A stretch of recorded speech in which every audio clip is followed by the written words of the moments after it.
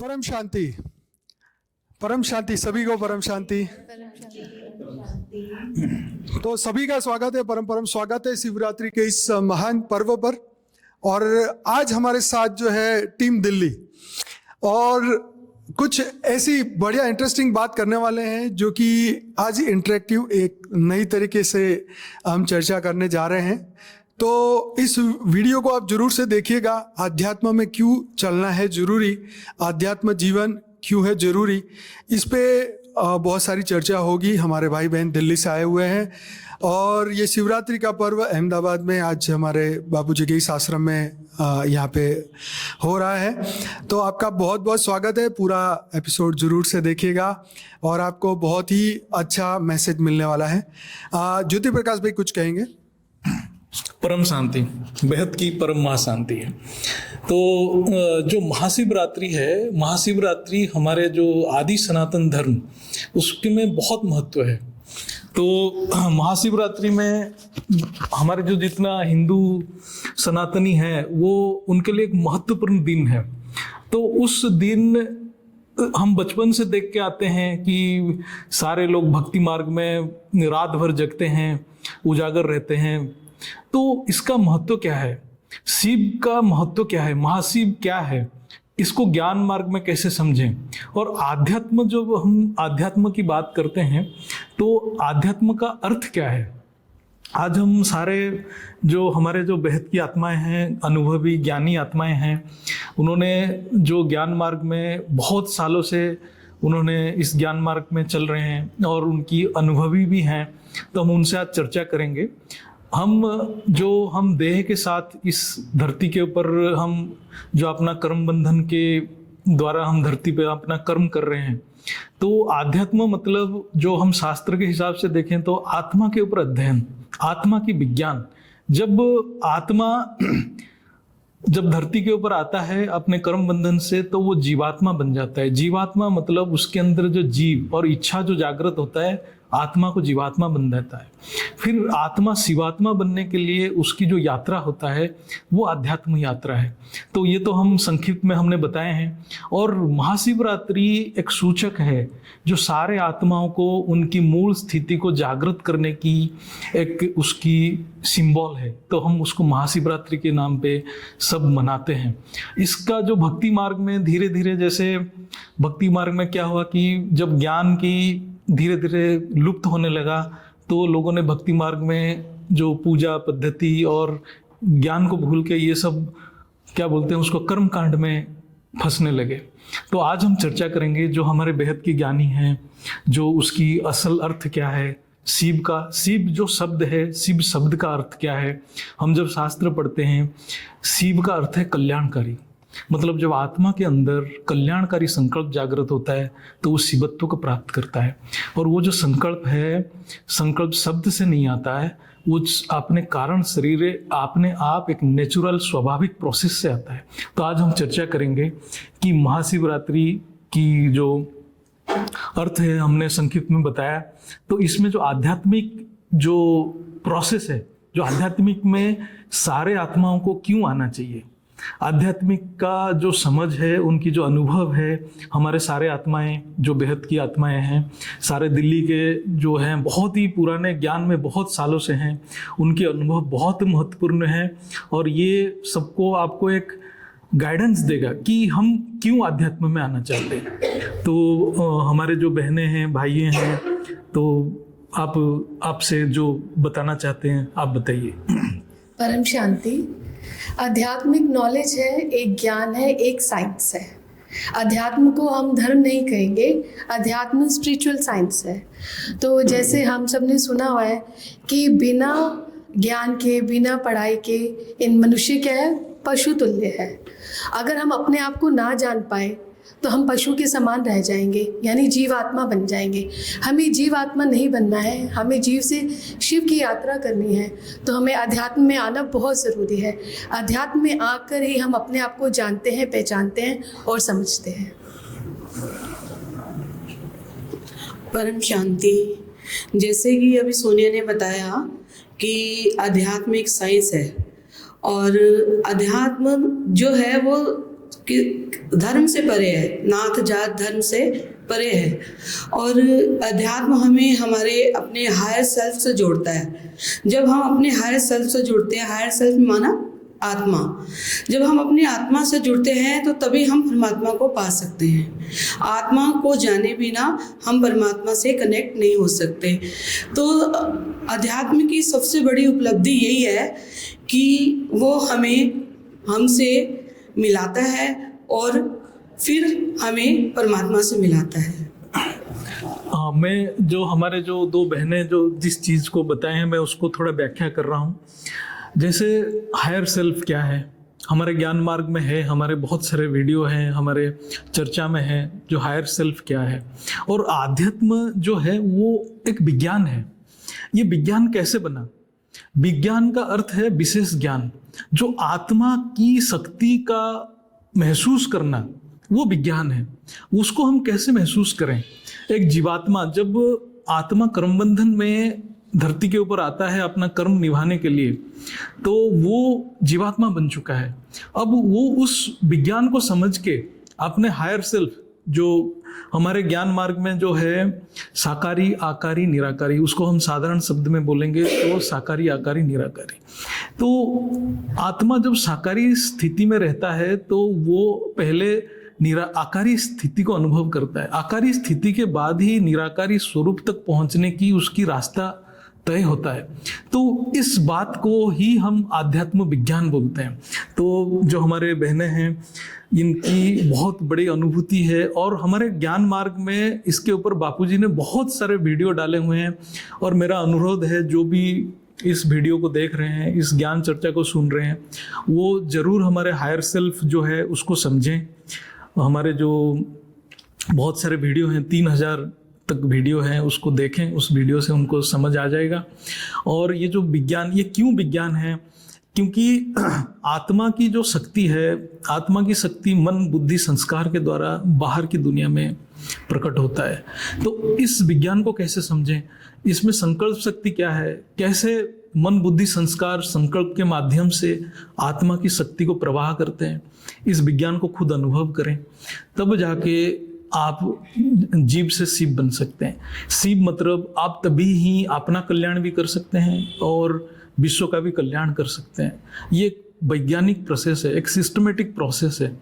तो हमारे भाई आप अभी बताएं कि क्यों हम सब आध्यात्म में आना चाहिए। आज के समय में ऐसा है कि लोगों को आत्मा की शब्द की अर्थ समझ में नहीं आ रहा है और आत्मा की अस्तित्व को भी वो मान नहीं रहे हैं। क्योंकि जब जीवात्मा बन जाता है तो वो जो जीव है, जो आत्मा जो है, जो मूल में आत्मा है लेकिन वो इच्छाओं से फंसा पड़ा है, तो वो साधारण एक जीव बन गया है। तो उसको जब तक भोग, जो उसके अंदर भोग की संस्कार आया है, जब तक वो भोग प्राप्त नहीं करता है उसके प्रति वो आकर्षित नहीं होता है, क्योंकि उसको भोग चाहिए। तो वो कैसे आत्मा के प्रति आकर्षित हो, कैसे वो जो जीवात्मा जो भोग, ये जो सांसारिक भोग से बाहर आके आत्मा के प्रति आकर्षित हो, इसका बेनिफिट क्या है, कैसे क्यों आकर्षित हो, उसके बारे में आप बताइए। परम शांति, जैसे हम क्यों आकर्षित हो आत्मा की तरफ। बेसिकली जब हम आत्मा की बात करते हैं, अध्यात्म की बात करते हैं, तो इसको अगर हम बाइफरकेट करें तो आत्मा का अध्ययन, अध्यात्म मीन्स आत्मा का अध्ययन। जो एक जीवात्मा है, मैं कहूँगा वो अपना मूल स्वरूप वो भूल गई है। मूल स्वरूप ही आत्मा है और उसके मूल गुण क्या हैं वो भूल गई है। कि उसका मूल स्वरूप, मूल गुण ही परमानंद है, सुख का सागर है, शक्ति का सागर है, ज्ञान का सागर है, शक्तिशाली है। ये सारे गुण जो आत्मा के हैं वो भूल गई है ऑलमोस्ट। जीवात्मा का मतलब है कि वो बॉडी कॉन्शियस हो गई है, वो सोच ही नहीं रही कि मैं आत्मा भी हूँ। जो भी आज की डेट में जितने भी लोग हैं या आत्माएं हैं, वो अपना मूल स्वरूप सोच के वो खाली एक बॉडी कॉन्शियस की तरफ ही ध्यान दे रही है। टेम्परेरी जो एक बेनिफिट्स हैं, टेम्परेरी जो सुख हैं, टेम्परेरी आनंद हैं उनकी तरफ आकर्षित हो रही है। वो एक जो परमानेंट टेम्परेरी कहूँ या परमानेंट जो एक हमारा एक आनंद है, परमानेंट सुख है, उस तरफ उनका ध्यान ही नहीं है। क्यों? क्योंकि वो भूल चुकी है कि हम आत्मा हैं। वो उसको जानते ही नहीं है कि हम ये एक जर्नी है। जब तक वो जर्नी पे सोचना नहीं शुरू करेंगे हमारी जर्नी है, तब तक वो इन चीज़ों की तरफ, इन उलझनों में, इन दुखों में, इन विकारों में फंसी रहेगी। जब तक ये विकारों में फंसी रहेगी, और इन विकारों से निकलने का सिर्फ एक ही तरीका है कि अपने आप को आत्मा समझो। उस समझना के अलावा उसको जियो। जब तक आप उस आत्मा को एज ए आत्मा जियोगे नहीं, तब तक आप उस स्टेज को, जो उसके जो मूल गुण हैं, उस तरफ आप पहुंच ही नहीं सकते। सबसे पहला बेसिक है जिसे को फंडामेंटल बेसिक, कि आपको समझना पड़ेगा कि मैं एक आत्मा हूँ। उसको आपको जीना पड़ेगा कि मैं आत्मा हूँ। उसके बिना आप आगे बढ़ ही नहीं सकते। परम शांति। मैं कुछ कहना चाहती हूँ इसके बारे में। जैसे कि अभी मनोज भाई ने बोला है कि सब अपने आप को भूल गए हैं। क्या भूल गए हैं? कि वो आत्मा है, वो बॉडी कॉन्शियस में जी रहे हैं, बॉडी समझ रहे हैं अपने आप को, देहभान में रहते हैं। तो वो अपने आप को क्यों भूल गए हैं? जैसे आत्मा में, जब आत्मा की रचना हुई थी तो आत्मा बहुत पावरफुल थी और सोल कॉन्शियस थी, अपने रचयिता से कनेक्ट थी, हमेशा पावरफुल स्थिति में रहती थी। पर आत्मा जन्म मरण के चक्र में बार बार आते आते अपनी पावर को लॉस कर रही है, और इतनी पावर लॉस हो गई है कि वह स्वयं को ही भूल गई है कि मैं आत्मा हूँ। वो अपने आप को अब क्या समझती है? Body, soul. भूल गई है कि वो सोल है। तो शरीर समझकर शरीर बनकर जी रही है, और शरीर के लिए जो जरूरी है उसके लिए वो कार्य कर रही है। और उसको आप याद दिलाने के लिए अध्यात्म चाहिए। अगर वो अध्यात्म में चलेगी तो उसको याद आ जाएगा कि वो आत्मा है, और जब वह अपने आप को आत्मा समझेगी और परमात्मा से कनेक्ट होगी तो उसकी सोल की पावर बढ़ जाएगी। और जब सोल की पावर बढ़ेगी तो उसको सोल में रहने का अभ्यास करेगी और उसके फ़ायदे जानेगी और सोल कॉन्शियस होके जी पाएगी। तो इन सबको पाने के लिए अध्यात्म में चलना जरूरी है, ज्ञान जरूरी है। इतना जरूरी है जैसे कि अंधेरा हो और हम कहें कि अंधेरे में ही रहो, तो वो कहेंगे नहीं, हमें तो प्रकाश चाहिए। अगर सच में प्रकाश चाहिए तो अध्यात्म में चलना पड़ेगा और आत्मा को जानना पड़ेगा। जैसे अभी बात हो रही है अध्यात्म में चलने की, तो उसमें हमें बापूजी ने और गीता के ज्ञान में 2 तरीके बताए हैं कि हम कैसे चल सकते हैं कि देह और देह के सर्व संबंध भूलकर, यानी अपने आप को देह ना माने और देह के संबंधों में ना फंसे, और सर्वधर्म परित्यज्य माम एकम शरणम, यानी सारे धर्म, हम अपने आप को ना धर्म से जोड़ रहे हैं एक्चुअली में। और जो अध्यात्म धर्म नहीं है वो साइंस है जो सब पे लागू पड़ती है। तो अगर हम इन 2 से निकलने के लिए हम प्रैक्टिस करेंगे, आगे बढ़ेंगे, तो ही हम अध्यात्म में चल सकते हैं। अपने आप को देह ना माने और अपने आप को धर्मों से ना जोड़ें। धर्मों से ऊपर उठना पड़ेगा, संबंधों से ऊपर उठना पड़ेगा। अगर अपने आप को आप सच में जानना चाहते हैं तो ये 2 रास्ते आज से नहीं, कितने टाइम से बताए जा रहे हैं। और जब हम अध्यात्म में चलते हैं, अपने क्रिएटर से जुड़ते हैं, तो इस पर चलने की हमें शक्ति मिलती है, और वो शक्ति में अध्यात्म में चल के ही प्राप्त होती है। अदरवाइज नहीं तो हम अपने आप को देही समझ के रह जाते हैं। मैं थोड़ा इसके ऊपर चर्चा करूंगा जो अभी तक जो चर्चा हुआ। जैसे मैं अपने आप को, जैसे आज के समय में जो ही जितने भी डेवलपमेंट हो रहा है, कोई पूछ सकता है कि मैं अपने आप को आत्मा समझने से मुझे क्या फ़ायदा है, क्योंकि मैं तो अपने शरीर को देख रहा हूँ, मैं अपने शरीर को अनुभव कर रहा हूँ, मैं अपने शरीर का सुख को क्यों ना लूँ? क्योंकि शरीर का सुख मतलब ऐन्द्रिक सुख है। क्यों वो आत्मा को आत्मा माने? क्या उसको फायदा है? जब ये प्रश्न आता है तो क्या होता है, जो हम इंद्रियों में भी जो सुख भोग कर रहे हैं, वो सुख भोग वो जो सुख हमें मिल रहा है कोई भी इंद्रिय से, हमारा जो पंच भूतों में पंच तन्मात्रा है और पांच इंद्रिय उसको भोग कर रहे हैं, जैसे रूप रस गंध स्पर्श और शब्द, ये 5 भोग है, 5 तन्मात्राएं हैं। तो वो हम कैसे भोग सकते हैं? हम विज्ञान इसको समझते हैं तो इसको तभी भोग पाते हैं जब आत्मा की शक्ति के द्वारा ही भोगते हैं। आत्मा में जो चेतन शक्ति है, हम असल में तत्वों को नहीं भोग रहे हैं, हम वो चेतन को भोग कर रहे हैं। क्योंकि हम शरीर में रह रहे हैं तो वो जो चेतन शक्ति जो है इतना लिमिटेड है, तो वो क्षणिक सुख रहता है, क्योंकि वो कुछ समय के लिए भोग देकर वो खत्म हो जाता है। क्योंकि वो जो चैतन्य शक्ति जो प्रवाह हो रहा है वो बहुत क्षण के लिए हो रहा है। लेकिन जब वो अपने आप को आत्मा समझेगा, वो चैतन्य शक्ति का निरंतरता को अनुभव करेगा, तब उसके मन में जो विकार है अपने आप नष्ट हो जाता है। तो जब वो मनुष्य क्या होता है कि जब शरीर का सुख भोगता है तब उसको आनंद आता है, और फिर नेक्स्ट मोमेंट में जब दुख आता है तब रोने लग जाता है। तो वो जो सुख दुख से उसकी आत्मा की शक्ति खत्म होता है। आज वो बहुत बड़ा बिजनेसमैन है, उसके पास बहुत पैसा है, फिर कल चलो इस जन्म में भी उसका कोई दुख नहीं आया, फिर नेक्स्ट जन्म लिया, नेक्स्ट जन्म में पता चला कि उसकी कर्मों का प्रभाव सारे आने लगे, फिर उसको शरीर खराब होने लगा, फिर पूछता है कि मैंने ऐसा क्या किया कि मेरे साथ ऐसे हो रहा है, फिर रोने लग जाता है।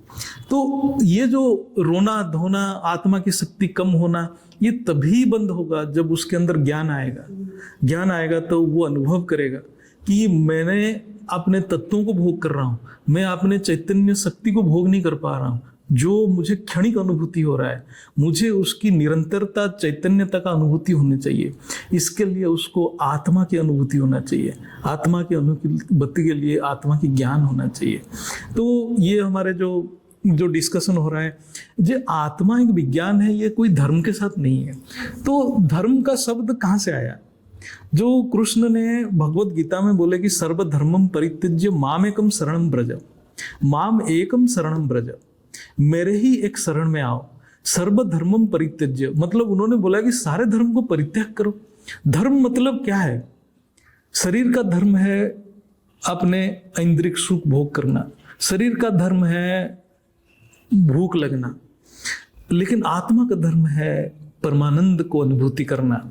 तो वो बोलते हैं कि सर्वधर्मम परित्यज्य मतलब सारे धर्म को परित्याग करो, शरीर की सारे धर्म को परित्याग करो। वही चीज बापूजी हमारे ज्ञान में बोलते, देह और देह के संबंध को भूलो।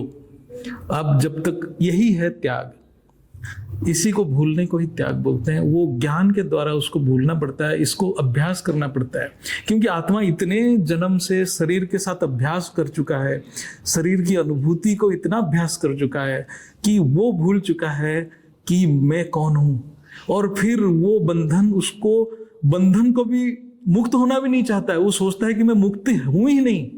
उसके मन में ये भावना आ चुका है कि मैं मुक्त हूं ही नहीं, क्योंकि वो इस चीज को अनुभूति इतना दृढ़ हो गया, उसको स्मृति खत्म हो चुका है। इसीलिए जब ऑलमाइटी अथॉरिटी भगवत गीता में ज्ञान के अंत में बोलते हैं कि आपने क्या समझा, अर्जुन ने बोला नष्ट मोह स्मृति लब्धा, मेरे शरीर के प्रति मोह नष्ट हो गया है और मेरा जो मूल स्मृति जागृत हो चुका है। अभी आप बोलिए। एग्जैक्टली परम शांति। मैं ज्योति प्रकाश भाई की बात को ही आगे बढ़ाती हूँ कि स्पिरिचुअलिटी जो है वो आर्ट ऑफ लिविंग है। कि जैसे गीता में भी भगवान ने बोला कि मुझे देह और देह के सर्व संबंध भूल कर मुझको याद कर। तो भूलना है, छोड़ना नहीं है। तो हमें घर गृहस्थ में रहते हुए, इस मेटेरियलिस्टिक वर्ल्ड में रहते हुए बॉडी कॉन्शियसनेस को छोड़ सोल कॉन्शियसनेस की प्रैक्टिस करनी है। और हमने कि यहाँ पे मेटेरियलिस्टिक वर्ल्ड से दूर जाकर इनफाइनाइट वर्ल्ड को एक्सपीरियंस करना है। और आर्ट ऑफ लिविंग है ये बिल्कुल। देह और देह के संबंध हमने भूलने हैं, छोड़ने नहीं है। और इसी संसार में रहते हुए, सभी कर्म करते हुए, जैसे हम इस दुनिया में रह रहे हैं तो हमें खाना भी है, जॉब भी करनी है, सब कुछ करना है। बट वो सब कुछ करते हुए भी हमें परमात्मा से वननेस की तरफ लेके जाता है। हमें सब धर्मों से ऊपर उठा के वननेस अलमाइटी अथॉरिटी से स्पिरिचुअलिटी जोड़ती है। और जब हम अलमाइटी अथॉरिटी के साथ कनेक्ट रह के कोई भी कर्म करते हैं तो सबसे पहली बात की कर्म की कोई गति, कर्मों के लेप छेप हमें नहीं लगते कि हम सब काम कर रहे हैं और परमात्मा से कनेक्ट हैं तो हम गलत काम करेंगे ही नहीं, क्योंकि हम उसकी याद में कर रहे हैं।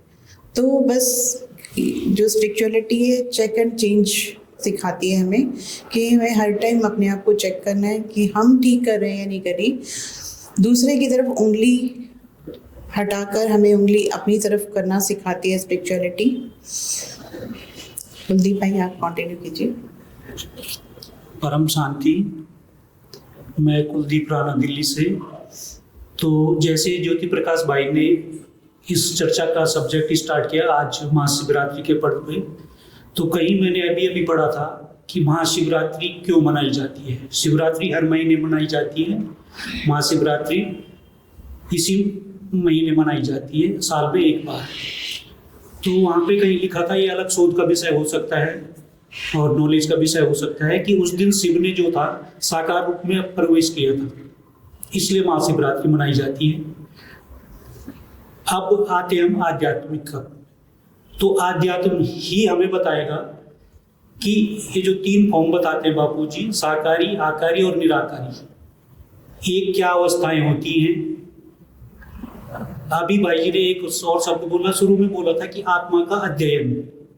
आध्यात्मिक मतलब आत्मा का अध्ययन। जब तक हम बापू जी के ज्ञान से नहीं जुड़े थे तो तब तक हमें आत्मा, आज भी मेरे ख्याल से आम लोग ये समझते हैं आत्मा का मतलब, आत्मा शब्द सुनते ही ना, आत्मा शब्द सुनते ही उनमें वो जैसे भूत प्रेत ऐसे कुछ डर सा उनके अंदर बैठता है।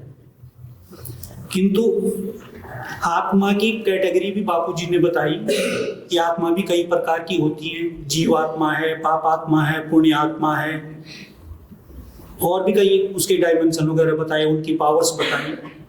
तो आध्यात्मिक होना मतलब आत्मा का गहन अध्ययन करना, और आप जितना इसका अध्ययन करेंगे उतनी आपके डायमेंशन हायर साइड में चले जाएंगे, आप उतनी मतलब आत्मोन्नति करते चले जाएंगे, आपकी आत्मा की पावर बढ़ती चली जाएगी, और आपके सारे जो भी आत्मा के गुण धर्म है वो सारे जो है वो निखरते चले जाएंगे। अभी धर्म की भी बात हुई थी। धर्म एक्चुअल में धारणा से है, धर्म मतलब धारणा। अब एक स्त्री है या एक पुरुष है, वो एक स्त्री है एक पुरुष है। स्त्री अपने पति के साथ उसका क्या धर्म है, अपने भाई के साथ भाई के प्रति क्या धर्म है, पिता के प्रति क्या धर्म है, माँ के प्रति क्या धर्म है, भाई बहन के प्रति क्या धर्म है, अन्य समाज के साथ क्या धर्म है। तो धर्म मतलब धारणा। तो ये सारी बातें, ये जो अभी तो हम मेन पॉइंट ले रहे हैं, तो ये बिना आध्यात्मिक मार्ग पे चले हुए आपको पता ही नहीं लग सकती। अदरवाइज आप भौतिक मार्ग पे एक क्षणिक सुख प्राप्त कर सकते हैं, और वो भी जब तक आपकी लाइफ है। आध्यात्मिक आपकी जर्नी जो है, एक्चुअल जर्नी जो इस लाइफ के बाद स्टार्ट होगी, उसके बारे में बात करती है, और उसके बारे में आपको हायर डायमेंशन की यात्रा शुरू करवाती है। भौतिक ज्ञान जो है आपको बाह्य सुख तो दे सकता है, परंतु आंतरिक सुख आपको आध्यात्मिकता से ही मिल सकता है। आध्यात्मिकता ही हमें बताती है कि आपका आनंद का केंद्र बिंदु बाहर की गाड़ी, बंगला, बड़ी बड़ी कोठियाँ, बड़े बहुत ज़्यादा पैसा, ये सब नहीं है। आत्मा जो आपका आनंद का केंद्र है वो आपके अंदर ही है। ये आपको आध्यात्मिक मार्ग से ही स्पष्ट होगा, और आध्यात्मिक मार्ग ही एक ऐसा मार्ग है जिससे आप आत्मा से परमात्मा बन सकते हो, और परमात्मा परमेश्वर को पा सकते हो। बाकी कोई अन्य मार्ग नहीं है। अब मैं अपना माइक। तो अभी तक जो चर्चा हुआ उसको हम थोड़ा व्याख्या करें। तो जो इन्होंने बताया कि जो भौतिक सुख है जो हम संसार में बार बार देख रहे हैं, लेकिन ऐसा कोई नहीं है कि उसको पता नहीं है कि उसका मृत्यु नहीं होगा, क्योंकि उसके सामने उसके जो पिताजी थे वो भी, उसके सामने मृत्यु हुआ, उसके पिता के भी मृत्यु हुआ, लेकिन वो भी कंफर्म है कि मेरा भी मृत्यु होने वाला है। और मेरे को भी वही बुढ़ापा आने वाला है जो हम जो बुद्ध धर्म में बौद्ध जो थे, गौतम बुद्ध थे, उन्होंने इस चीज को रियलाइज करके संसार ही छोड़ दिए। उस चीज को पाने के लिए जो हमें रोग क्यों होता है, हमें वृद्धावस्था क्यों देखना पड़ रहा है, हमें जो मृत्यु को क्यों देखना पड़ता है, उस चीज से मुक्ति पाने के लिए उन्होंने संसार को त्याग कर दिया। लेकिन सच में इस तीनों से हम मुक्ति पाना चाहते हैं क्या? सब अपने आप को जो अध्यात्म में जुड़ना चाहते हैं वो अपने आप को ये प्रश्न करें, क्या ये तीनों से मुक्त हैं? क्या वो उससे किसी भी कर्म करके कितना भी पैसा कमा के इससे मुक्ति पा सकते हैं? अच्छा, फिर कोई भी आत्मा, कोई भी मनुष्य मंदिर क्यों जाता है? क्या उसकी मनस्कामना पूर्ण होता है? क्या उससे जाके उसको उसकी मूल स्वरूप और उसकी पूर्णता ज्ञान होता है? तो ये अपने आप को टटोलना पड़ेगा, तब वो जाके अध्यात्म की तौर अग्रसर करेगा। और रहा जीवन की बात, आध्यात्म जो ज्ञान है वो मृत्यु के उपरांत की ज्ञान है। मृत्यु केवल शरीर का होता है, तो उसको जब ये ज्ञान पता चलता है कि मृत्यु के बाद भी जीवन है, जो हमारे बापूजी के बहुत ही फेमस वीडियो है लाइफ आफ्टर डेथ, उसका बहुत सारे वर्जन्स है, बहुत पुराने में भी है, पार्ट 1 पार्ट 2 नए में भी है। उसको देखिए, जो मृत्यु उपरांत भी जो हमारा जीवन चक्र चल रहा है। तो आध्यात्म मतलब नहीं है कि सिर्फ जरा ये जो वृद्धावस्था या मृत्यु से मुक्ति पाना, वो बहुत ही ऊंची चीज है, लेकिन वो आत्मा अपने स्थिति के हिसाब से उस चीज को समझ पाता है। और रहा क्रमबंधन की बात, जैसे ये तो हमें पता ही है कि जो भगवत गीता में लिखा है कि हम यहाँ आए हैं, ये कर्म क्षेत्र है, कर्म करना ही पड़ेगा। लेकिन कर्म भी बहुत प्रकार की होता है। आध्यात्म में जब आता है, हमारे जो 3 प्रकार के कर्म हैं, संचित कर्म, क्रियमाण कर्म और प्रारब्ध। प्रारब्ध से ही शरीर मिलता है, और प्रारब्ध एक ऐसा चीज है, प्रारब्ध को आत्मा को भोगना ही पड़ता है, क्योंकि वो जैसे आप बैंक में फिक्स डिपॉजिट रखते हैं, वो मैच्योर हो जाता है। प्रारब्ध मतलब आपकी कर्म मैच्योर कर गया है। लेकिन जब एक आत्मा जब आध्यात्म में आता है, तब उसकी जो संचित कर्म है, संचित कर्म ही खत्म हो जाता है। जब संचित कर्म खत्म हो जाता है तो प्रारब्ध बनता ही नहीं, तो नया प्रारब्ध बनता ही नहीं। तो ये आध्यात्म का एक बहुत बड़ा उपलब्धि है। तो आप बताएं। मैं कुछ चाहूँगा, जैसे ज्योति भाई ने बोला कि लाइफ आफ्टर डेथ, मुझे लगता है कि जब आप अध्यात्म में चलना शुरू होते हो तो आपका अलौकिक और लौकिक दोनों ही सुधरना शुरू हो जाते हैं। मैं लौकिक की बात करता हूँ कि जब अध्यात्म में आप चलना शुरू होते हो, चाहे आप स्टूडेंट हो, चाहे आप हाउसवाइफ हो, चाहे आप बिजनेसमैन हो, चाहे आप सैलरीड हो, चाहे लाइफ के किसी भी स्टेज पे हो, तो द मोमेंट आपने आत्मा के बारे में सोचना शुरू किया कि मैं एक आत्मा हूँ, उसके मेन गुणों की तरफ ध्यान देना शुरू किया, आत्मा का बारे में ज्ञान लेना शुरू किया, मेडिटेशन के थ्रू पावर लेना शुरू किया, तो आपका धीरे धीरे आपका विवेक जागृत होना शुरू हो जाता है। आपके जैसे कोई बिजनेस में भी आप कोई भी स्टेप लेने से पहले, डिसीजन लेने से पहले आपका विवेक जागृत हो जाता है। विवेक जागृत करने का मतलब है कि आप फियरलेस हो जाते हो, आपका विजन बड़ा हो जाता है, आप टेम्परेरी गेन या बेनिफिट्स के लिए काम नहीं करते। जिस पर्पस की जो आज की डिमांड है, चाहे आप स्टूडेंट हो, चाहे बिजनेस में हो, चाहे कहीं पे भी हो, जो आज की रिक्वायरमेंट है क्या है, आज आपको क्या करना चाहिए, उस तरफ फोकस करना शुरू कर देते हो। और विजन लंबा, ये नहीं कि आप छोटे से बेनिफिट्स के लिए वो स्टेप आउट कर देते हो, नहीं। उस टाइम आपको चाहे वो लॉस हो रहा हो, चाहे उस टाइम कोई परेशानी हो रही हो, उसको आप बियर करेंगे और बड़े ही सोचेंगे, बड़ा विजन हो जाएगा आपका, चाहे वो बिजनेस में हो, चाहे वो कहीं पे भी किसी स्टेज पे हो। तो मैं जो इन्होंने जो अभी भाई ने बताया, भाई जी ने, तो जो क्या फर्क पड़ेगा जब हम आत्मा की आध्यात्म की तरफ जाएंगे, परमात्मा की जो अनुभूति करेंगे, तब क्या होगा, उसके मन में विश्व कल्याण की भावना जागृत होगा। ये सबसे इंपॉर्टेंट चीज है। जब विश्व कल्याण की भावना जागृत होगा, इसके जो आत्मा की शक्ति में इतना पॉजिटिव वाइब्रेशंस क्रिएट होगा, उसकी कारण शरीर में परिवर्तन स्टार्ट होगा। फिर उसकी जो डिसीजन जो पहले लेता था डिसीजन, वो हर डिसीजन निष्काम भाव से करेगा, परमात्मा की चिंतन से निष्काम भाव से करेगा।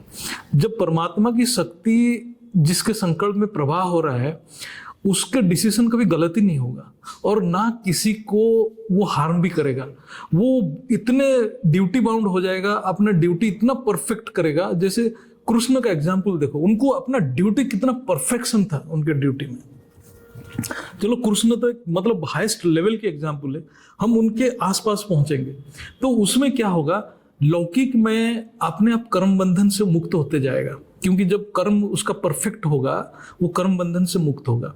और अलौकिक तो अपने आप बनते रहता है उसके साथ। इतना जो परमात्मा चिंतन में जब करता है, वो ऑटोमेटिक अलौकिक भाग्य उसका बनता रहता है। तो एक श्रेष्ठ गति के और वो जाता है। अभी मैं थोड़ा सा और ऐड करना चाहूँगा। जैसे मैंने कहा कि उसका लौकिक और अलौकिक दोनों बढ़ने शुरू हो जाते हैं। मुझे लगता है जैसे ही जब वो अध्यात्म में चलना शुरू होता है तो वो बिल्कुल समर्पण भाव उसके अंदर आ जाता है। उसकी हर सोच, उसका हर कर्म, मनसा कर्मणा वाचा, हर चीज में वो उसको समर्पित करना शुरू कर देता है। जब उसके समर्पण में, उसकी याद में उसका हर कर्म वो 100% फलीभूत होना ही होना है, देयर इज नो डाउट।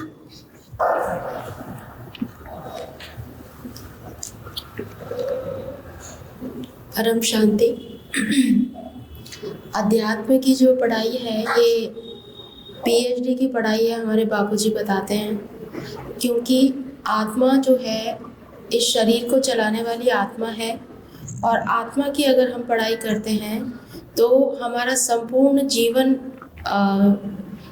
जिसमें कि कर्म फल भी आता है, तो वो सारी चीज़ों को कवर अप करता है। मतलब सब चीज़ों का निदान अध्यात्म की पढ़ाई में है। क्योंकि आत्मा जो है परमात्मा से जुड़ती है, अध्यात्म में ही जुड़ती है। और हमारा जो मन और बुद्धि और संस्कार जो है वो बदलते हैं अध्यात्म की पढ़ाई से। जब मन बुद्धि संस्कार हमारे बदलते हैं तो हमारा जो ऑरा है वो बदलता है।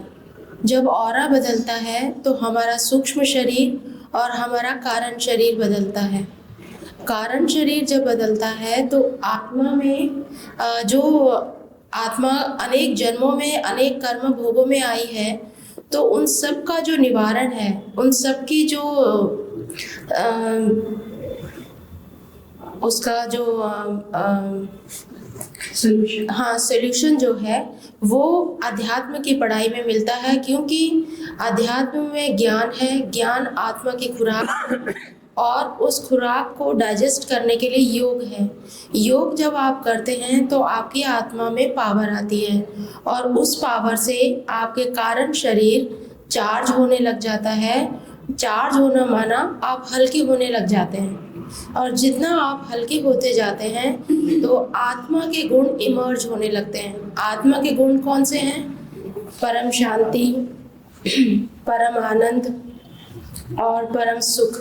ये परम जो गुण है वो उजागर होने लगते हैं। आप स्वयं महसूस करेंगे कि आप चैरिटी बिगिंस फ्रॉम होम। आप अगर पढ़ाई करेंगे तो उसका असर सबसे पहले आपके जीवन में और आपके घर में आपको दिखेगा। तो इसीलिए अध्यात्म पढ़ाई बहुत ज़रूरी है, क्योंकि ये सीधा मन बुद्धि संस्कार और आत्मा सबकी जगह सबको जागृत करती है। और जब कारण शरीर जागृत होता है तो नष्टो मोहा की स्टेज बनती है और आत्मा ज्ञान की गहराइयों में जाती है। अपने सभी काम करते हुए, छोड़ती कुछ नहीं है, सब कुछ करते हुए वो आगे बढ़ती है और भगवान की महसूसता करती है। परम शांति। परम शांति। अध्यात्म में चलने से पहले मुझे आत्मा का भी नहीं पता था। जब मैंने अध्यात्म में चलना शुरू किया मुझे आत्मा का पता चला और इतना अच्छा लगने लगा। डायरेक्ट परमात्मा से कनेक्शन और जीने की कला आ जाती है जब हम ज्ञान में चलने लग जाते हैं, परमात्मा से जुड़ने लग जाते हैं, लेट गो करना सीख जाते हैं। कोई दुख नहीं लगता। जो भी हो रहा है सब अच्छा हो रहा है, जो होगा अच्छा है, आगे भी बहुत अच्छा होगा।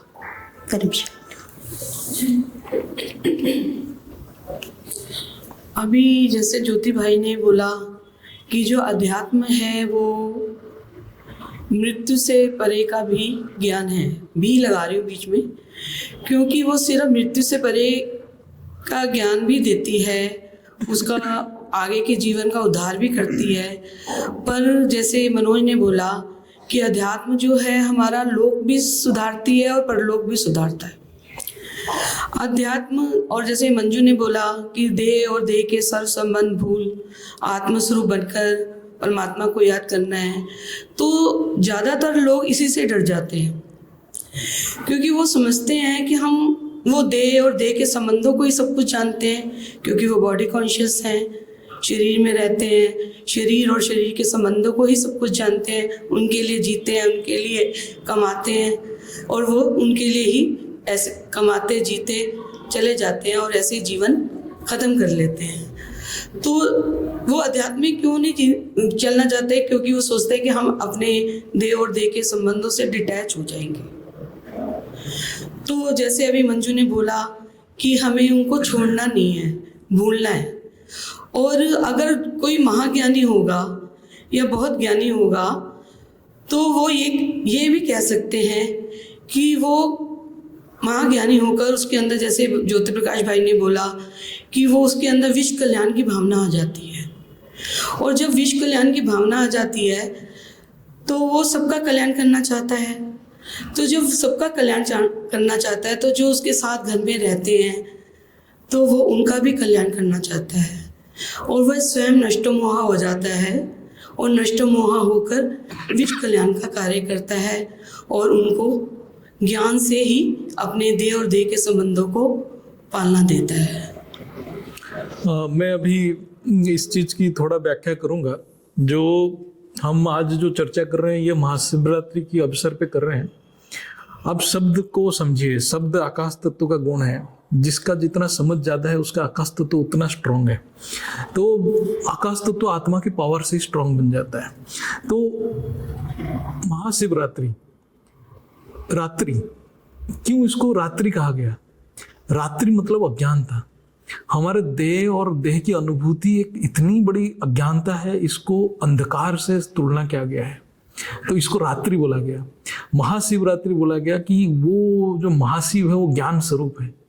जब हमारे अंदर वो ज्ञान स्वरूप भी जागृत होगा, महान ज्ञान, परम ज्ञान जागृत होगा, तब हम रात्रि में उजागर रह सकते हैं। ये ज्ञान की व्याख्या है। इसलिए लोग जागरण मनाते हैं, लेकिन लोग भौतिक जागरण मनाते हैं, जो दिया जलाते हैं, ये एक साधारण सा भौतिक जागरण है। वो जो दिया है वो असल में ज्ञान रूपी प्रकाश है, वो आत्मा के मूल गुण है। जब आत्मा की गुण जागृत हो जाता है, आत्मा की ओरिजिनल गुण ज्ञान ही है, वो ज्ञान स्वरूप ही है। उस ज्ञान स्वरूप को बनना ही, ज्ञान को धारण करना ही आत्म स्वरूप की अनुभूति है। और धरती के ऊपर जो है, जब ज्ञान जागृत हो जाता है तभी उसको विवेक बुद्धि कहा जाता है। बुद्धि दो प्रकार की है, एक है दैहिक बुद्धि और एक है विवेक बुद्धि। जब देह की अनुभूति और देह की जो भावनाएं रहता है तो वो दैहिक बुद्धि है।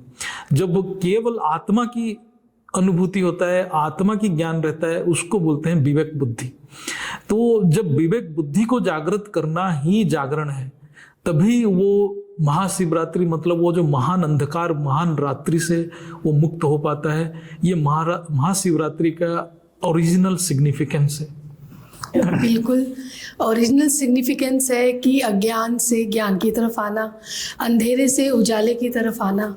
और जैसे अभी सब ने डिस्कशन में ये बोला कि मुक्ति के बारे में भी, जैसे हम बोल रहे हैं कि जो अध्यात्म है वो हमें मुक्ति की तरफ ले जाता है, या मैं यूँ कह सकती हूँ कि बेटर लाइफ आफ्टर डेथ। कि आप अपनी जो डेथ के बाद की जर्नी है वो भी अध्यात्म में आप प्लान करते हो।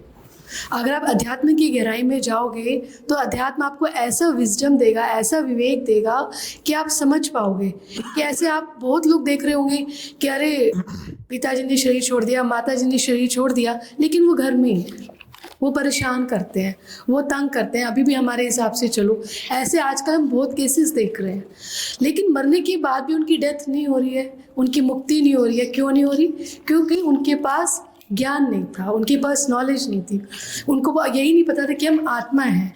तो ये नॉलेज अगर जब तक नहीं है तो आप मुक्ति को कैसे प्राप्त करोगे? वो आपने सुना होगा ना, मरने के बाद भी मेरी मौत बाकी। तो आपको मुक्ति की तरफ बढ़ना है। मुक्ति यानी आप ज्ञान की तरफ बढ़ रहे हो, आप देह बन के नहीं जियोगे। आपको समझ आएगा मैं कौन हूँ, आत्मा हूँ। अगर आत्मा बनकर कोई जीता है तो पूरे विश्व के कल्याण के बारे में सोचता है। ये बहुत बड़ा विजडम है जो हमें केवल अध्यात्म में आकर मिलता है। जैसे हम लोग भक्तिमान में कहते हैं कि हमारी 84 लाख योनियाँ कट जाएं, तो 84 लाख योनियाँ कटेंगी कैसे? आपको लगता है आप स्टोन पहन के काट लोगे, या आप किसी रंग की थेरेपी से काट लोगे, या आप कोई दान देकर काट लोगे? आप काटोगे कैसे? अभी मुझे इस समय एक छोटी सी स्टोरी याद आ रही है कि एक बहुत अच्छी लेडी थी, बहुत अच्छी, मतलब किसी को हेल्प करना हो हेल्प कर देना, किसी को दान दे देना, किसी को कपड़ा दे देना, किसी को खाना खिला देना, किसी की बुराई ना करना, लेकिन वो कभी भी परमात्मा चिंतन में, सत्संग में, ज्ञान में कहीं नहीं जाती। तो एक फ्रेंड उनको ले जाती है कि आप चलिए, ज़बरदस्ती ले जाते हैं कि आप चलिए। तो वो 10 मिनट बैठते, कहते मेरा मन नहीं लग रहा है यहाँ पे, तो बस इतना ही। तो जब उनका अंतिम समय आता है तो वो बहुत हैरान, ये सच्ची रियल घटना है, आप इसको YouTube पे जाके सर्च कर सकते हैं, ये बिल्कुल ओरिजिनल जो घटी है इस समय। तो कहते हैं कि अब उनका अंतिम समय उनको लेने आया तो वो बहुत परेशान थे कि दिन रात जिन नौकरों के साथ थे उनको पुकारा, कोई भी नहीं आया, बच्चों को पुकारा, हस्बैंड को पुकारा, कोई नहीं आया उनको लेने के लिए। वो बहुत परेशान हुई उस समय। जब वो परेशान हुई तो आगे उनको एक नदी क्रॉस करनी थी, नदी क्रॉस करनी थी। तो वो कहने लगी कि अब ये नदी मैं नहीं कर सकती, तो इतने उफान पे है, मैं इस नदी को कैसे क्रॉस करूँगी? तो इतने में एक लेडी आती है, बिल्कुल वाइट ड्रेसअप हुए, तो कहते कि आप मेरी पीठ पे बैठो यहाँ और मैं आपको ये क्रॉस करा दूँगी। तो उस पर बैठती है और वो क्रॉस हो जाता है। तो कहती कि मैंने आपको पहचाना नहीं, आपको, कहते मैं आपका वो 2 घड़ी का सत्संग, 2 घड़ी का आपका अपनी आत्मा में आ जाना, 2 घड़ी का सत्य से परिचय हो जाना। कहते वो 2 घड़ी का सत्संग, मैं तो जीवन भर दान दिया, जीवन भर मैंने खाने भंडारे बांटे, सब कुछ किया, क्या वो कोई? कहते आपने जो वो पुण्य कर्म बांटे थे ना, पुण्य किए थे, वो पुण्य आपको वहीं वापस मिल गया। कपड़ा दिया, कपड़ा वापस आ गया, आपने खाना दिया, खाना वापस आ गया। आपने अपनी आत्मा के लिए क्या किया, अपने परिवर्तन के लिए क्या किया, अपने लोग सुधारने के लिए क्या किया? तो ये समझाता है अध्यात्म कि आप शरीर नहीं हो, आप जितने भी पुण्य कर्म करोगे वो पुण्य के फल भोगने पड़ेंगे, जितने पाप कर्म करोगे उसको भोगना पड़ेगा, मतलब रिटर्न चाहिए होगा आपको। आपने अच्छा किया ना तो आपको अच्छा लेने आना पड़ेगा। तो हमें क्या करना है जो हमें रिटर्न लेने ना आना पड़े? हमें निष्काम कर्म की तरफ बढ़ाता है अध्यात्म, कि हम जब निष्काम करते हैं तो पाप और पुण्य से बच जाते हैं, जन्म मरण के चक्रों से बच जाते हैं, हमारी जो गति है वो ऊपर की तरफ होती है, हम ऊपर के डायमेंशंस में, ऊपर के आयामों में जाते हैं। पर नॉलेज, ज्ञान, महाशिवरात्रि मतलब नॉलेज, ज्ञान, जागृति, आत्म जागृति, आत्मा में आना, आत्मा के बारे में सोचना, मैं कौन सी कैटेगरी की आत्मा हूँ? मैं देवता जैसी हूँ, ऋषि मुनियों जैसी हूँ, संत महापुरुष जैसी हूँ, मैं देव हूँ, गंधर्व हूँ, किन्नर हूँ, मैं क्या हूँ? इतनी कैटेगरी की आत्माएं हैं, वो कौन बता रहा है हमें? अध्यात्म, नॉलेज, ज्ञान। अगर जो आज की डेट में हमारा ये मानना है कि हर इंसान को उसकी उम्र ना देखी जाए, यानी हर आत्मा को ज्ञान में चलना, अध्यात्म में चलना बहुत ज़रूरी है। अगर आप चाहते हैं कि हमारे पूर्वज भी जैसे कहते थे ना कि वो गंगा मैया उतारी गई भगीरथ ने कि हमारे पूर्वजों को मुक्ति मिल जाए, तो आज घर घर में ज्ञान गंगा बहनी बहुत ज़रूरी है। जैसे बापूजी चाहते हैं कि वायुमंडल में ही ज्ञान बहे, यूट्यूब पे मिले, वायु में इतना भय कि कोई चाहे ना चाहे श्वास द्वारा भी उसके अंदर चला जाए। तो जितना हम ज्ञान सुनेंगे, जितना हम प्रकाश की तरफ बढ़ेंगे, परम लाइट की तरफ बढ़ेंगे, उतना हमारी मुक्ति होगी, जीवन मुक्ति होगी। हम अपनी लाइफ प्लान कर सकते हैं। हमारी जर्नी खाली ये 5 तत्वों की नहीं है, इससे आगे की भी जर्नी है हमारी। अगर आप अपनी शास्त्रों पर भी भरोसा करते हैं, अगर अपनी शास्त्र भी पढ़ते हैं, तो कभी गरुड़ पुराण उठा के भी पढ़िएगा, उसमें भी दिखाते हैं कि आगे आपकी जर्नी है। तो खाली इसी जन्म को मत मानिए, पुनर्जन्म होते हैं, और पुनर्जन्म नहीं होते तो भी आप भूत प्रेत इतनी सारी योनियां पड़ी हैं। आपको कदम बढ़ाना होगा, चलना होगा। अध्यात्म में चलना बहुत बहुत जरूरी है।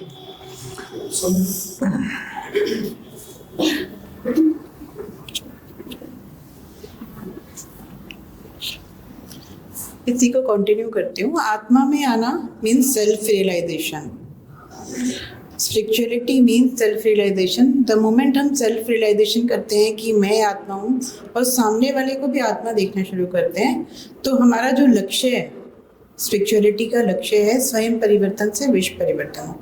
तो हमारा परिवर्तन शुरू होता है कि जैसे हम भी आत्मा हैं, सामने वाले को भी जब हम आत्मा जानना शुरू करते हैं तो फिर हमें समझ में आता है कि जो भी सिचुएशन है उसका रीज़न मैं खुद हूँ, सामने वाला नहीं। जब तक हम ज्ञान में नहीं चलते थे, स्पिरिचुअलिटी का नॉलेज नहीं थी, तो आम दुनिया में लोग अपनी हर प्रॉब्लम का रीज़न जो है सामने वाले को समझते हैं कि मेरी ज़िंदगी में ये प्रॉब्लम है, तो इसका रीज़न सामने वाला है।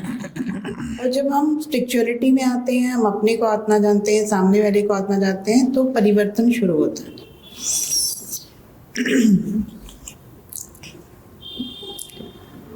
मैं थोड़ा इसके ऊपर प्रकाश डालूंगा।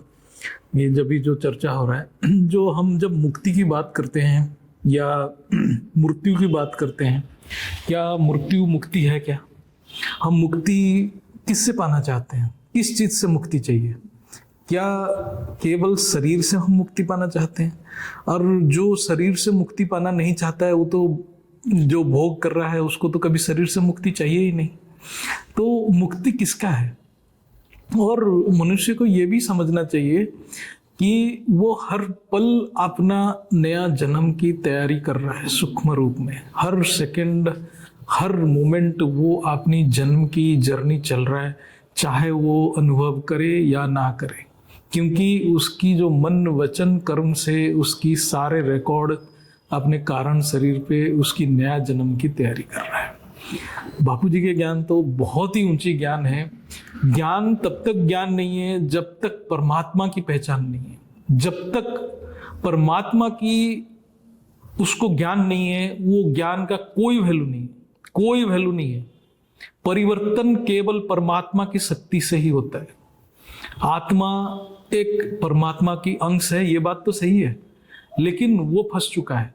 जब तक ये बात उसको समझ में नहीं आता है परमात्मा है कौन, परमात्मा के कितने रूप में। बहुत साधक हैं जो केवल निराकार स्वरूप को मानते हैं, वो भी अज्ञानी हैं। परमात्मा की जो तीनों रूप को जो अनुभव किया है ज्ञान मार्ग से, कोई चमत्कार से नहीं है, वही केवल ज्ञानी है और कोई ज्ञानी नहीं है। वही केवल अपने कल्याण कर सकता है, वही शिवत्व को प्राप्त कर सकता है। तो मुक्ति, जीवन मुक्ति का ज्ञान तो हमारे बापूजी ने बहुत बड़ा वीडियो है, उसको देखे। मुक्ति क्या है, जीवन मुक्ति क्या है। मुक्ति स्थूल शरीर से चाहिए, मुक्ति सूक्ष्म शरीर से चाहिए, मुक्ति कारण शरीर से चाहिए, मुक्ति महाकारण शरीर से चाहिए। ये किससे आपको मुक्ति चाहिए, लेकिन आपके ज्ञान के लेवल क्या है। तो जैसे आपके ज्ञान के लेवल है, उस हिसाब से आपके मुक्ति का डेफिनेशन भी चेंज हो जाएगा। ऐसे बहुत बहुत बड़े योगी हैं जो कि आपने सारे कारण शरीर को भी आपने मूल प्रकृति में विलीन करने की सामर्थ्य रखते हैं, लेकिन वो भी जन्म मृत्यु से मुक्ति नहीं पाते हैं।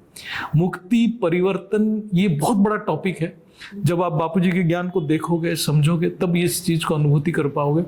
लेकिन आध्यात्म में आना बहुत जरूरी है, क्योंकि आध्यात्म में जब तक नहीं आता है, वो क्षणिक सुख में अनंत समय तक वो फंसा रहता है, उससे वो निकल ही नहीं पाता है।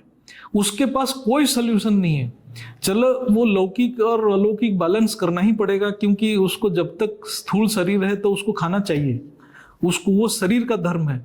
शरीर को मेंटेन करने के लिए उसको जो मिनिमम करना चाहिए वो करना ही पड़ेगा, लेकिन उसके साथ उसकी जो आत्मा की उन्नति के लिए भी जो करना है उसको भी करना पड़ेगा, क्योंकि ये कर्म भूमि है। कोई ये स्वर्गलोक नहीं है कि यहाँ सिर्फ भोग ही करना है। यहाँ कर्म भूमि है, दोनों कर्म को एक साथ बैलेंस वे में करना पड़ेगा। तो यही आध्यात्म है।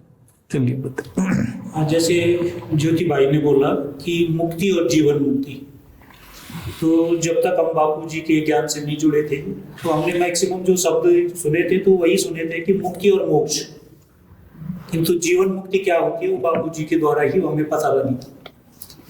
अब अगर हम अध्यात्म मार्ग पे नहीं आते तो जो हमें लिखा गया है शास्त्रों में वही हम पढ़ते आ रहे थे और वही हम समझ रहे थे। और शास्त्रों में व्यक्ति ने तब लिखना शुरू किया होगा जब वो कुछ भूलने लगा होगा। जब हम कुछ भूल जाते हैं तो फिर लिखना शुरू कर देते हैं, यार कहीं भूल ना जाऊं। जो नहीं लिखा गया वो कौन बताएगा और आप कैसे जानोगे? तो इसका मैंने पीछे एक पॉडकास्ट में भी थोड़ा सा सारांश में बताया था कि मेरी वाइफ जैसे आर्ट ग्रेजुएट है और उसको न्यूट्रॉन इलेक्ट्रॉन का ABCD कुछ भी नहीं पता, साइंस का कुछ भी नहीं पता। तो मेरा एक कज़न है वो जो जिनको फॉलो करता है, तो कज़न भी मेरा M.Tech है, तो इंजीनियर है, वो सिलिकॉन वैली में था, अभी बेंगलोर में है। तो जिनको फॉलो करता है तो कोई IITian है वो वेद पुराणों में भी बड़ी रुचि रखता है, बड़ी स्टडी करता है। तो उसका फोन आया तो मेरे से बात करते करते मैंने अपनी वाइफ को फोन पकड़ा लिया। अब उनका धीरे धीरे ज्ञान चर्चा शुरू हुई और वो क्वेश्चन करने लगा। तो कुछ उसने वेद शास्त्रों के भी क्वेश्चन पूछे, फिर कुछ साइंस की बातों पे आ पड़ा। और मेरी वाइफ, मैंने जो बताया कि सिंपल आर्ट ग्रेजुएट, उसे साइंस का S नहीं पता और उसने उसको सारा इलेक्ट्रॉन, प्रोटॉन, न्यूट्रॉन सब बता दिया। तो उसने बोला कि भाई पीछे आप करते क्या हो, जाते कहाँ हो, कौन सी बुक पढ़ते हो? उसने कहा हमारे घर में तो कोई भी बुक नहीं है ना, हम कोई बुक पढ़ते, आज तक अपने गीता देखी भी नहीं है। तो मतलब ये फिर बापू जी के द्वारा हमें पता लगा कि हमारी आत्मा, हम तो शरीर देख रहे हैं कि मेरी वाइफ 40 साल की है, 45 साल की है, मैं इतने साल का हूँ, हम इसको देख रहे हैं, तो हम कितना नॉलेज अर्न कर सकते हैं। किंतु जो जन्मों जन्मों के चक्कर काट के आई है, पता नहीं कितने जन्म लिए, किस जन्म में साइंटिस्ट रही, किस जन्म में ऋषि मुनि रही, किस जन्म में क्या रही, किस जन्म में, वो सारा रिकॉर्ड तो आत्मा में ही है। तो ये सारा अगर हम आध्यात्मिक पाथ पे न चलते तो फिर हमें पता ही नहीं लगता। तो यानी आपके अंदर वो सारी नॉलेज है जो आप इस संसार से किताबों के माध्यम से ले रहे हो, जो किसी दूसरे की लिखी है, हो सकता है उसमें इंटरप्रिटेशन कुछ उसने कुछ अपनी मनमत भी मिला दी हो, जैसे बापूजी बोलते कुछ हटा दिया हो, कुछ जोड़ दिया हो। तो बापूजी का ज्ञान तो इतना हायर डायमेंशन का, जैसे भाई जी ने बताया कि वो किताबों में भी आपको नहीं मिलेगा। तो वो आप जब आध्यात्म में जुड़ते हो, जब आप ज्ञान को समझते हो, फिर आपको किससे योग करना है, कैसे योग करना है, फिर आपकी आत्मा की पावर इंक्रीज होती चली जाती है, तो ज्ञान अपने आप इमर्ज होता है, फिर आपका सेवा भाव अपने आप जागृत होता है और फिर आप में धारणा आई जाती है। तो आध्यात्म इसलिए भी जरूरी है कि एक तो आप आध्यात्म में जुड़ने के बाद अभी आपका अपने पे या अपने परिवार पे या मतलब एक छोटा विजन होता है।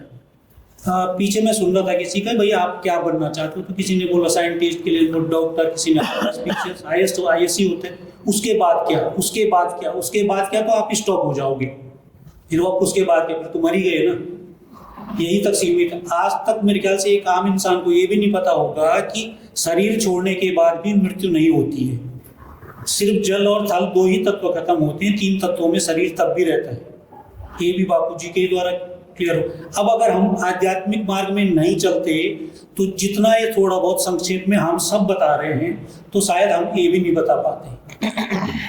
फिर हम भौतिक की बात करते हैं कि ये बनना है, ये चाहिए, वो चाहिए, तो इच्छाओं से परे नहीं जाते हम। तो आध्यात्मिक जो है, आध्यात्मिक व्यक्ति जरूरत के लिए काम करता है, जो आध्यात्म में नहीं है वो इच्छाओं के लिए काम करता है, और इच्छाओं का कभी अंत नहीं है और जरूरत सबकी पूरी हो जाती है। व्हेल मछली एक दिन में इतना खाना खाती है कि इंसान पूरी जीवन नहीं खाता, उसकी व्यवस्था कौन करता है? चिड़िया का भी दूसरे दिन के लिए घोंसले में अपने बच्चों के लिए खाना ले जाए, उसकी व्यवस्था कौन करता है? वो प्रकृति के नियम के अनुसार चले हैं, उन्हें उस परमात्मा पे विश्वास है जिसने भी उन्हें यहाँ भेजा है, जिस रूप में भी भेजा है। इंसानी एक है जो अपनी एक्चुअल में जो उसकी जिस पर्पज के लिए जन्म हुआ है वो सब भूल चुका है और इस भौतिकता में उलझ गया है।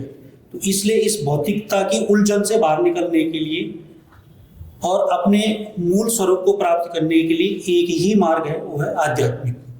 और इसमें आप जितना ज्ञान प्राप्त करते चले जाओगे, जितना निश्चय, विश्वास और आस्था के साथ आगे बढ़ते चले जाओगे, उतना आप अपने मूल स्वरूप को प्राप्त करते जाओगे। और मूल स्वरूप ये है कि आप परम आत्मा थे, जो कि आत्मा में डिफिसिट होते होते होते आज हम शरीर में आ गए हैं। मूल सार के रूप में मैं यही कहना चाहूँगा। भाई जी जो बातें कर रहे हैं मैं उसके ऊपर थोड़ा चर्चा को और थोड़ा विश्लेषण करूँगा। आज की जो शिक्षा पद्धति है वो है क्या? चाहे वो इंजीनियर है, चाहे वो चार्टर्ड अकाउंटेंट है, कुछ भी है, डॉक्टर है, बड़ा साइंटिस्ट भी है, मैं आज बोल रहा हूँ बड़ा साइंटिस्ट भी है, क्या है ये शिक्षाएं? सारे शिक्षाएं जड़ वस्तु की ज्ञान है, सारे शिक्षाएं। आप ऐसा कुछ बताइए कि आज की शिक्षा में किसी को चैतन्यता के बारे में कोई शिक्षा दे रहा है? कोई भी एक बताइए टॉपिक, कोई भी टॉपिक नहीं है कि वो चैतन्य की ज्ञान दे। हमारे जो पुरातन शास्त्र था वो चैतन्यता की ज्ञान था। वो जो हमारे वेद शास्त्र जो था वो चैतन्यता की ज्ञान था, क्योंकि वहां चेतन शक्ति की ज्ञान को प्रचार प्रसार किया जाता था। आत्मा की शक्ति को जागृति करने की जो ज्ञान था उस टाइम गुरुकुल में सिखाया जाता था। मैं वहां पर दो बेसिक चीज में बताता हूं, स्मृति और श्रुति। श्रुति हमारे वेद है, वेद मतलब वेद धातु से आया है, जो हमें जानना चाहिए। वो जो श्रुति कौन है? जो अनुभवी है, जो परमात्मा के स्वरूप की अनुभूति कर चुका है, जो संपूर्ण ज्ञान का अनुभूति कर चुका है, वो इस वेद को जो बोलता है, मतलब उसके मुंह से जो भी शब्द निकलता है वो वेद है, वो जानने योग्य है, वही वेद है। जो चार, इसीलिए बोलते हैं वेद से ब्रह्मा के मुंह से निकला है, मतलब जो ब्रह्म स्वरूप में हो चुका है वही वेद का ज्ञान दे सकता है और कोई वेद का ज्ञान नहीं दे सकता है। इसीलिए उसको श्रुति कहा जाता है। जैसे आज बापूजी हमें जो ज्ञान दे रहे हैं वो उस स्थिति, मतलब वो तो बेहद की ज्ञान दे रहे हैं, उस स्थिति को अनुभूति कर रहे हैं, हम उस चीज को सुन रहे हैं, इसीलिए वो श्रुति है। जब वो श्रुति को अभ्यास में लाया जाता है, जो ऋषि मुनि जब थे वो ऋषि मुनि बहुत अभ्यास करते थे इस ज्ञान को, जो वेद के ज्ञान को अभ्यास करते थे, फिर उनकी स्मृति जागृत होता था, फिर वो उपनिषद वगैरह लिखते थे, तो उसको बोलते हैं स्मृति। तो वेद को बोला जाता है श्रुति, उपनिषद को बोला जाता है स्मृति। तो हम जब ज्ञान की अनुभूति करते हैं वो स्मृति है। हमारा स्मृति जितना जागृत होगा हम उस लेवल तक ज्ञान को समझ पाएंगे। वो सबकी यात्रा अलग अलग है, सबकी यात्रा समान नहीं रहता है। लेकिन मैं ये कहता हूं कि आज के समय में हमारे इतना जड़ की ज्ञान है, हम जड़त्व में फंस चुके हैं। हमारा बुद्धि जड़ होने का कारण ही है कि हम जड़ चीज की पढ़ाई कर रहे हैं। चाहे ये इंजीनियरिंग हो, जड़ चीज ही है, सारे इंजीनियरिंग जड़ चीज है। यहाँ कहाँ चैतन्यता की पढ़ाई होता है? आप वो किसी भी बड़ा कॉलेज से पढ़ ले, फॉरेन से पढ़ ले, कहीं से भी डिग्री ले ले, वो अपने आप को मुक्त समझ ही नहीं पाएगा, क्योंकि वो जड़त्व में फंसा पड़ा है। उसकी मन बुद्धि सारे जड़ में फंसा है, और जो जड़ में फंसा है वो तो अपना एक नया कारण शरीर बनाने में लगा हुआ है, अपने एक नया जड़ शरीर बनाने में लगा हुआ है। जबकि पहले के समय में, जैसे इन्होंने बता रहे थे कि उनकी जो युगल है वो पढ़ा लिखा नहीं है। अरे चैतन्यता की पढ़ाई के लिए कोई जड़ की पढ़ाई की जरूरत ही नहीं है, उसके लिए कोई फॉर्मल एजुकेशन की जरूरत नहीं है, उसके लिए अनुभूति का जरूरत है, उसके लिए बुद्धि का जरूरत है। जो बुद्धि वो चैतन्यता को अनुभव करे। तो देखो, इलेक्ट्रॉन प्रोटॉन भी जड़ है, ये मैं एक वीडियो में बताया था, ये भी जड़ है। इस चीज को आज भी साइंटिस्ट समझ नहीं पा रहे हैं। जब साइंटिस्ट इस बात को समझेंगे तब वो सचमुच में उनका डिसीजन चेंज होगा, सारे चीज का डिसीजन चेंज होगा।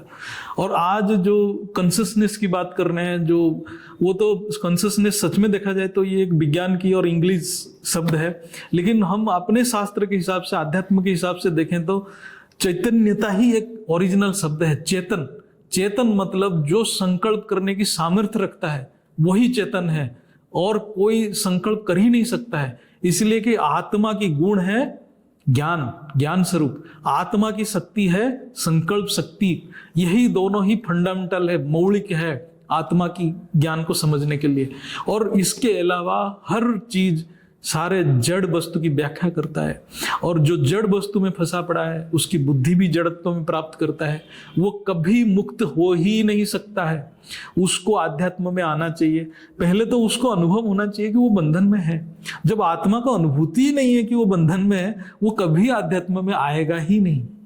तो वो तो अभी भी मजा ले रहा है, क्योंकि आत्मा का मूल नेचर, प्रकृति है सुख, आनंद को प्राप्ति करना। और वो सुख को प्राप्ति करने के लिए कब पंच तत्व में फंस जाता है, वो उस चीज को जान ही नहीं पाता है। यही अंधकार है। क्योंकि आप बापूजी के ज्ञान में देखेंगे, बापूजी हर वीडियो में बोलते हैं कि आत्मा घूमते फिरते अपने जर्नी में यहाँ आके फंस गया। क्यों? क्योंकि वो आनंद की अनुभूति करना चाहता था। पंच तत्वों में भी आनंद को ढूंढ रहा था, लेकिन उसको समझ नहीं था कि ये पंच तत्व में जो आनंद है ये क्षणिक है। तो वो क्षणिक के चक्कर में इतने जन्म तक फंस जाता है। लेकिन ये तभी पता चलेगा जब वो आत्मा को अनुभूति हो कि मैं बंधन में हूं। ये फास्ट क्वेश्चन एराइज होना चाहिए उसके मन में। जब बुद्धि ये प्रश्न को नहीं ढूंढ पाएगा तब कभी भी वो अध्यात्म में नहीं आएगा। अभी मैं रिसेंटली, हम जब कॉलेज में थे, रजत गुप्ता करके एक नाम आता था, वो कुछ IIT दिल्ली से वो इंजीनियरिंग किए हुए थे, फिर हार्वर्ड से वो MBA किए हुए थे, और वो फास्ट थे ऐसे कि जो एक मल्टीनेशनल कंपनी था मैककिन्से में वो CEO थे। मतलब फास्ट टाइम कोई इंडियन कोई फॉरेन कंपनी का CEO बने थे। हम लोग उस टाइम सोचते थे कि अरे ये तो सबसे मतलब एक ऐसा आदमी है कि मतलब इसको सबके, हम लोग उस टाइम यही, हम भी भौतिक दुनिया में थे, हमें लगता था कि इसको फॉलो करना चाहिए, ऐसे बनना चाहिए जीवन में। अब रिसेंटली क्या हुआ कि मैं एक जगह में पढ़ रहा था, वो एक इनसाइडर ट्रेडिंग के लिए उनको US में 3 साल जेल हुआ, उनको 2 साल या 3 साल जेल हुआ। वो इतना डिप्रेशन में गया, उसने कभी जीवन में भगवत गीता नहीं पढ़ा था। उसने 3 साल में 20 बार पढ़ा भगवत गीता को, क्योंकि वो बोला कि इतना डिप्रेशन में गया, उसको समझ ही नहीं आया कि मैं करूं क्या, मतलब जेल में करे क्या है। उसके पास तो इतने टाइम पड़ा है, 20 बार मतलब उसने भगवत गीता को पढ़ा। उसके बाद उसने कुछ किताब भी लिखा, फियरलेस लाइफ ऐसा कुछ लिखा। मतलब एक बंदा देखो CEO बन गया एक मतलब इससे बड़ा एजुकेशन क्या हो सकता है। IIT से किया, हार्वर्ड से किया, इतना हाई पोस्ट में गया, फिर भी उसकी हालत क्या है देखो। तब वो रियलाइज किया कि मैं कहाँ फंसा पड़ा हूं। लेकिन अभी भी मुक्त नहीं है वो आत्मा। लेकिन यहाँ पर जो आत्माएं आए हैं, जो आध्यात्मिक ज्ञान में आए हैं, और जो परम पिता की जिसको पहचान है, साकार रूप की पहचान है, जिसको साकार रूप की पहचान है, वो आज नहीं तो कल आकारी और निराकारी की तक पहुंच सकता है। जिसको साकारी की पहचान नहीं है वो कहीं नहीं जा सकता, कुछ नहीं हो सकता। तो आनंद भाई, आप कुछ इसके ऊपर प्रकाश डालिए।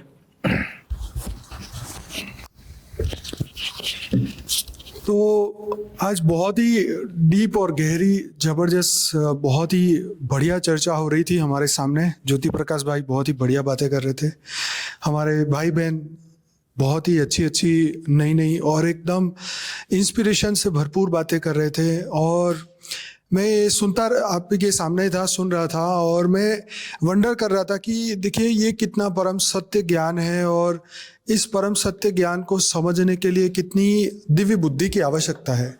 हमने हर चीज़ की बात की, जीवन में हर बड़ी चीज़ पाने की बात की, पर हमने विवेक को प्राप्त करने या आत्मज्ञान को प्राप्त करने के लिए कुछ सोचा नहीं। तो यही कहना चाहता हूँ कि जो इस जीवन में मतलब भौतिक जगत से ऊपर के बारे में सोचता है, जो परम सत्य की खोज करता है, सत्य तो जीवन में मिल ही जाता है। जैसे भाई ने कहा कि जेल में जाने के बाद उन्होंने भगवत गीता पढ़नी शुरू की और उनको आत्मज्ञान हो गया। तो डेफिनेटली भगवत गीता आत्मज्ञान तक तो 100% पहुंचाती है, परंतु उसके ऊपर जो परम तत्व है, परमात्मा, उनको पाने का जो तरीका है, ये जीवन जीने का तरीका बताता है। लेकिन ये बात आपको समझनी पड़ेगी, मैं कौन हूँ, कहाँ से आया हूँ, करना क्या है। ये मृत्युलोक है, राइट। इस मृत्युलोक में हम फंस गए हैं। इसमें तुम 100 बार गीता पढ़ो या 1000 बार गीता पढ़ो, आपके दुख दर्द आप जैसे चमत्कार की तरह चाहते हो वो खत्म नहीं होंगे, क्योंकि यह मृत्यु लोक है। मृत्यु लोक में कोई भी व्यक्ति सुखी हो ही नहीं सकता, चाहे अवतार आए, चाहे कोई भी दिव्य आत्मा है, सबको कर्म का भोग करना है, क्योंकि ये जगह ही कर्म का प्रधान। यहाँ पे हर व्यक्ति, हर जीव कर्म को भोगने आता है, अच्छे और बुरे। परंतु मैं यहाँ कहना चाहता हूँ कि इस शिवरात्रि के महापर्व पर जो आत्मज्ञान की ओर लेके जाता है, जो ज्ञान को अर्जित करता है, वो ज्ञान फ्रीडम देता है, मुक्ति देता है, और इस ज्ञान से जो है हम जीवन मुक्त बन जाते हैं सदा काल के लिए।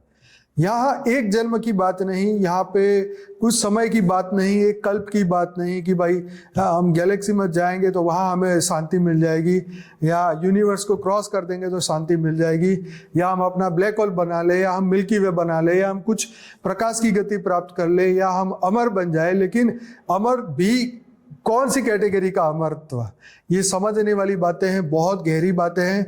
जब आप ज्ञान में और गहरे जाएंगे तो आपको समझ में आएगा कि जिस लेवल को हम पहुंचना चाहते हैं वहां पे सिर्फ और सिर्फ तीक्ष्ण बुद्धि जो परमात्मा के द्वारा दी गई है वही हमें वहां तक पहुंचा सकती है। विजडम, इनर विजडम, है ना। सत्य को तो बहुत लोग जाने हुए हैं, भरे पड़े हैं दुनिया में सत्य को जानने वाले, लेकिन परम सत्य तक पहुंचने वाले बहुत कम हैं।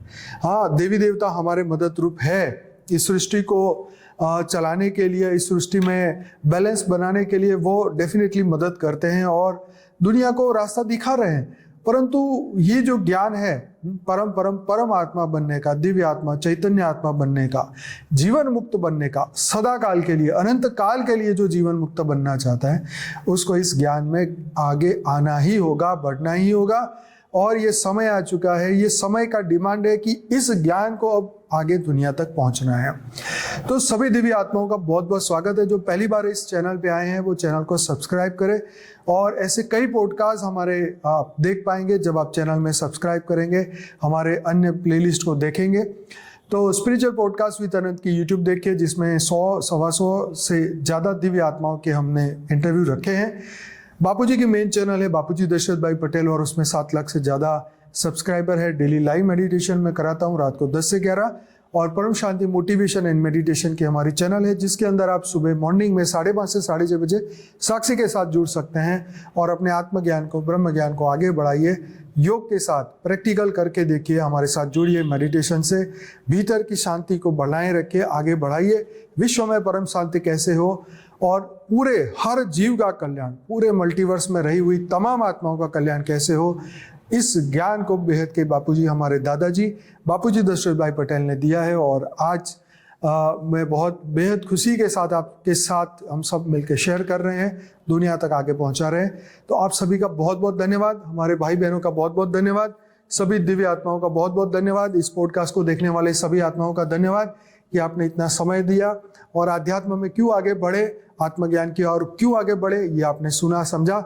अब नेक्स्ट स्टेप आपका है, आपने पैसे कमाने के लिए, पढ़ाई के लिए इतना समय लगाया, पूरी आधी जिंदगी लगा दी पढ़ाई डिग्री के लिए, तो ये आत्मज्ञान के लिए भी कुछ समय आप लगाएंगे, ऐसी मैं आशा रखता हूँ। और अगर वीडियो अच्छा लगा है तो जरूर से आप वीडियो को लाइक करिएगा, कमेंट करिए अच्छी कमेंट, और जो भी पॉइंट अच्छा लगा, आज आपने पहली बार सीखा, तो कमेंट के माध्यम से जरूर से लिखिएगा, ताकि आने वाले नए विजिटर को भी आपकी कमेंट हेल्प कर सके।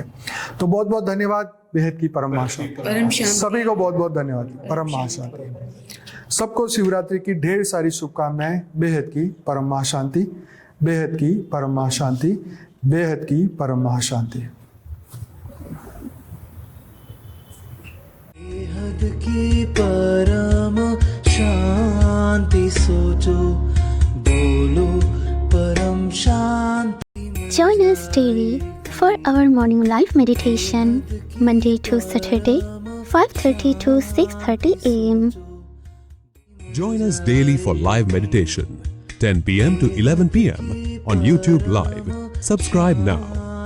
Website www.paramshanti.org. Email us anant@paramshanti.org. Like, share, subscribe. Join today. बेहद की परम शांति।